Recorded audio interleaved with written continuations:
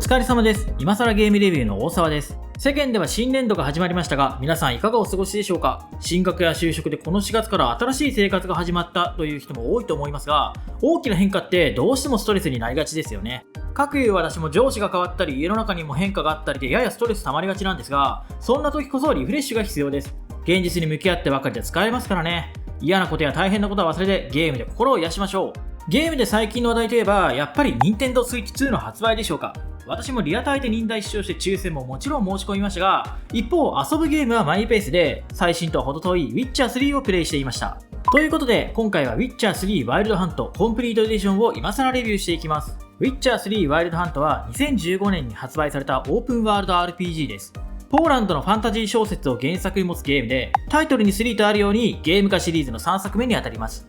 開発はサイバーパンク2077でも有名な CD プロジェクトレッドで、これまでの売り上げはなんと5000万本以上。今回遊んだコンプリートエディションは、そんな Witcher 3を最新ハード向けに最適化して、全てのアップデートや2つの有料 DLC を同梱して2022年に発売された完全版になります。重厚なファンタジー世界を舞台に、Witcher という怪物退治の専門家のゲラルトが、彼の幼女で特別な力を持つシリを探す旅をしながら各地で出会いや戦いを重ねていくという作品です。少し前に Witcher 4のトレーラーが話題になったので、そこでシリーズを知ったっていう人も多いと思うんですが、本作は最初の発売から10年経った今遊んでもめちゃくちゃ面白い、無慈悲な世界に浸れる素晴らしいゲームです。セール時には1000円台まで値段が落ちるし、通常版ならこの動画の時点で PS プラスのゲームカテゴリーに入っているので非常におすすめ。今回は DLC も含めて140時間ほどじっくり遊んだ感想をいろいろ語っていきます。気になるところも多いんですが、それを補ってあまりある素晴らしい体験ができるゲームなので、ぜひ最後までお付き合いください。また、このチャンネルは発売から時間が経ってアップデートが落ち着いたゲームを中心にレビューしています。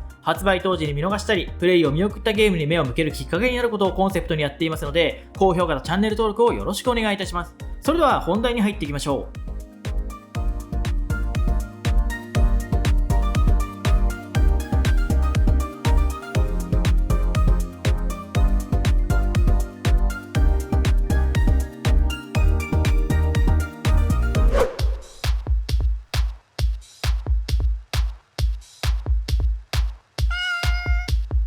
このゲーム最大の魅力は、めちゃくちゃ重厚に作られた世界にどっぷり浸れることです。本作の世界って本当にひどくて、プレイヤーを喜ばせてくれる綺麗っぽさとか都合の良さが全くないんですよ。恩は仇で返されるし、人を信じれば裏切られる。悪にはのさばってるし、人間以外の種族は当たり前に迫害されています。大きい括りとしてはファンタジーなんですが、勇者とか魔王とかがいる方じゃなくて、略奪とか魔女狩りとかそっちの方のファンタジーなんです。秩序が安定していない中性的な世界に魔法や怪物やらを突っ込んでかき混ぜて余計ひどくした感じ。プレイヤーは主人公のゲラルトを通してそんな世界を体験していきます。ゲラルトの目的は彼の幼女であるシリを探すこと。手がかりを求めて各地を旅して回るんですが、道中でぶつかる問題や出会う人々からもたらされるクエストが一つ一つドラマチックで、単調さを感じさせない深いストーリーが楽しめます。他のオープンワールドゲームと同様にメインストーリーと寄り道にあたるサイドクエストがあるんですが、特にそのサイドクエストがいいんですよ。ただの怪物退治の依頼でも、その依頼が出された理由とか、犠牲者の人柄とか、終わった後の展開など非常に丁寧に作られています。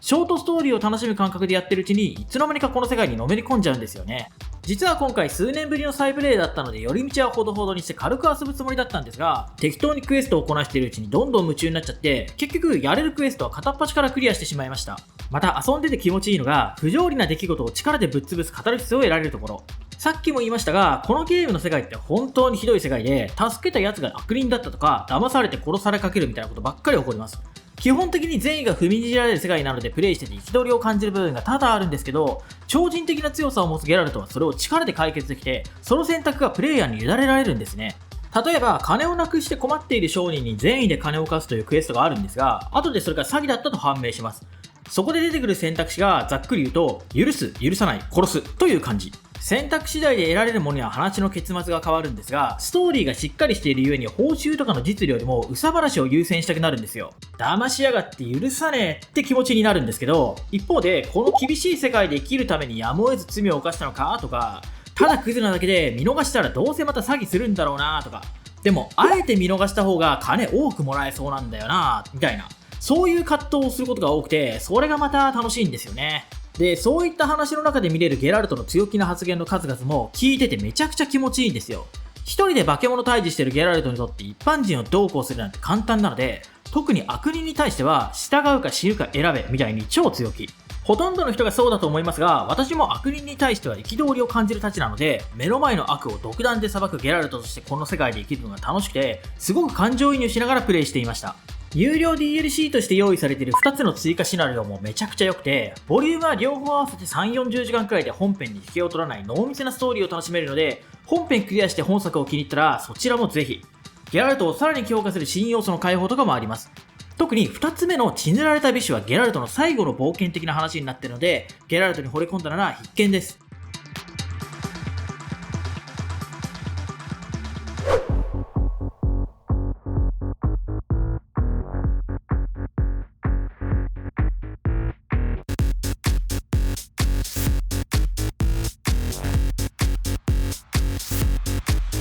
本作の大きな要素である戦闘は、怪物退治の専門家というゲラルトの設定を生かした硬派なアクションになっています。大味なアクションゲームと違ってゲラルトの動きは現実に寄せた表現になっていて、弱攻撃と強攻撃、そこにインという数種類の魔法を使い分けて一手一手着実に攻めていくという戦いになります。事前にオイルや霊薬といったウィッチャーならではの方法で戦闘準備をしていくことも重要で、この辺りは化け物の生態や弱点を知り尽くしているという設定が生きているいいポイント。派手なエフェクトや目まぐるしいコンボによる爽快感とは毛色が違いますが、対峙する化け物の攻撃を見極めて回避やガードをしながら着実にダメージを重ねていくっていう、じっくり戦闘を進めていく面白さがあります。相手が人間の場合はフィニッシュブロー的な感じでスローになって V 切断の演出が入ったりもするので、そこは特に気持ちがいい瞬間ですね。世界観やストーリーがしっかりしている分、戦う相手は大体プレイヤーのヘイトを買っているので、村を半壊させた怪物を体一つで退治するとか、徒党を組んで襲ってくる悪人を返り討ちにするみたいなスカッとするシチュエーションが多いのもいいところ。アクションゲーム的な爽快感を期待すると物足りなく感じるかもしれませんが、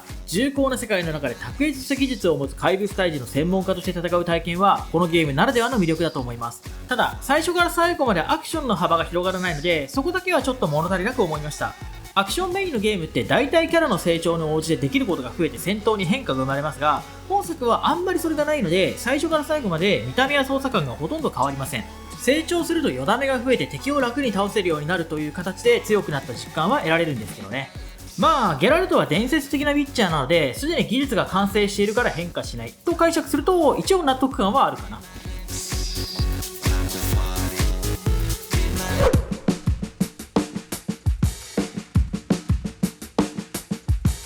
これから本作を始める人に向けて、このゲームのストーリーについて2つ知っておいてほしいことがあります。まず1つ目は、メインストーリーを進めていると理解できない話がたくさん出てくると思うんですけども、大抵はゲーム内で説明されないしわからないまま終わるので、そういうものと割り切った方がいいですよということです。というのも、本作はタイトルにもあるようにシリーズの3作目なんですよ。世界観とか人間関係は過去作から引き継いでいるので、本作の前の出来事が会話の中でバンバン出てきます。例を挙げると、本作に出てくるゲラルトの仲間ってほぼ全員初対面じゃないんですよ。なので出会うとどこで何してたんだみたいに再会を喜び始めるんですけども、詳しい説明がないのでプレイヤーは置いてけぼりになります。じゃあ過去作から遊べばいいのかなって思うわけですが、ゲームの1作目と2作目を遊んでも全容を把握できないようなんです。私も調べて知ったんですが、どうやらゲームの1作目が原作小説の続きらしいんですよね。つまり一通り知るには原作小説から読んでいく必要があるようです。ほとんどの人にとってそれはさすがにハードル高いと思うので、わからないこと出てきても、過去に何かあったんだなくらいで割り切っておくといいと思います。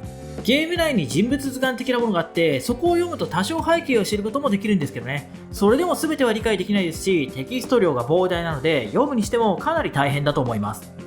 2つ目は本作のエンディングについてです。本作はメインストーリーにも DLC の追加ストーリーにも複数のエンディングが用意されているんですが、分岐条件が複雑な上、分岐に関わる選択肢がどれなのかが非常に分かりにくいです。攻略情報を見ておかないとほぼ気づけないと思うので、理想的なエンディングが見たい場合はそれだけでも調べることをお勧めします。特にメインストーリーの分岐条件は複数のクエストに分かれて設定されているので、選択ミスに気づいても取り返しがつかないという状況が起こりやすいですね。エンディングってプレイヤーにとってそのゲームから得られる最後のご褒美じゃないですか。本作のような長時間プレイするゲームで期待と違うエンディングを見るのって結構がっくりくるし、別エンディング目指しての2周目っていうのも100時間を超える本作のようなゲームだとなかなか重たく感じるので、一応気をつけてみてください。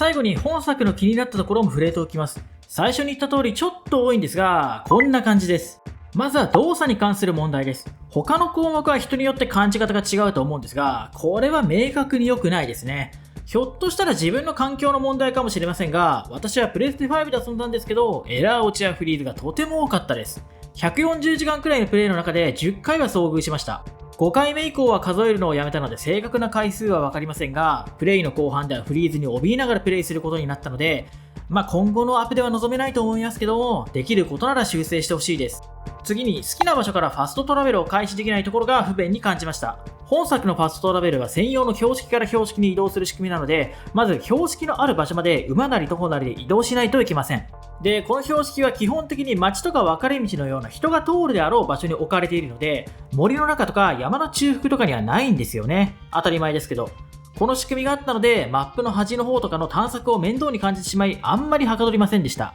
最後はチュートリアルについて。元が2015年のゲームなので、というのも理由だと思いますが、本作のチュートリアルはテキストでの説明が中心です。小さい範囲に何行にもわたって表示された文字を読む形なので、直感で理解できず分かりにくさを感じました。超個人的なことですが、私はゲーム中は基本的に酒飲んでるんで、酔いが回ってきたところにたくさん文字を読まされても全然頭に入ってこないんですよね。最近のゲームは大体触って覚えさせるみたいになってるんで、今のチュートリアルってやっぱ優れてるんですね。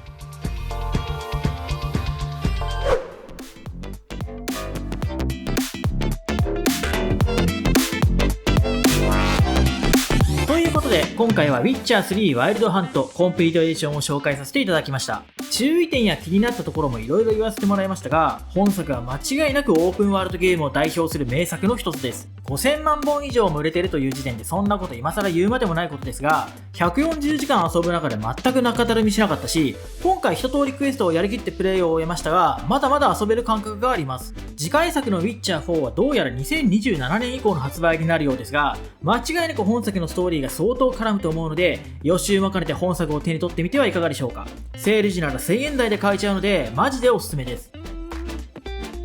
このチャンネルは発売から時間が経ったゲームを今更リビューすることで、発売当時に見逃したり、プレイを見送ったゲームに目を向けるきっかけになることをコンセプトにやっています。これからも発売から時間が経って秀逸や手が落ち着いたゲームをライトゲーマー目線でレビューしていきますので、ぜひチャンネル登録、コメント、高評価よろしくお願いいたします。最後までご視聴ありがとうございました。次回の動画でまたお会いしましょう。お疲れ様でした。